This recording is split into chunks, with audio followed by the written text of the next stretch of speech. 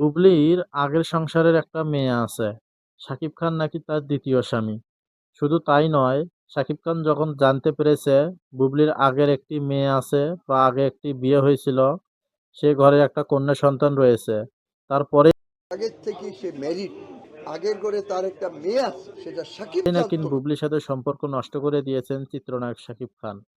এবার এমনই এক বিস্ফোরক মন্তব্য করলেন সুরজ বাঙ্গালী, যা নিয়ে তোলপাড় শুরু হয়েছে সামাজিক যোগাযোগ মাধ্যমে। ঢাকাই সিনেমার জনপ্রিয় চিত্রনায়িকা শবনম ইয়াসমিন বুবলী সবসময় থাকেন আলোচনায়। এক সাক্ষাৎকারে তিনি বলেন, তিনি এখনো শাকিব খানের স্ত্রী। আমাদের মাঝে আনুষ্ঠানিকভাবে কোনো বিচ্ছেদ হয় নাই। এমনকি আমরা আলাদা থাকছি, বিয়ের কথা ভেবে আমরা সময় নিচ্ছি। শাকিব খানের বাসায় গেলে অপু ও জয়ের সঙ্গে দেখা হয়। এবার এক জনপ্রিয় সংবাদ মাধ্যমে কথা বলেন সুরজ বাঙ্গালী। তিনি বলেন, বর্তমানে শাকিব খান ও অপু বিশ্বাস দুইজনেই ভালো আছে। তাদের মধ্যে ঢুকে বুবলি সবকিছু নষ্ট করতে চাচ্ছে। তিনি আরো বলেন, বুবলি শাকিব খানের লেজ ধরে এ পর্যন্ত আসছে এবং এ পর্যন্ত এসে তিনি 10টি সিনেমা করেছেন।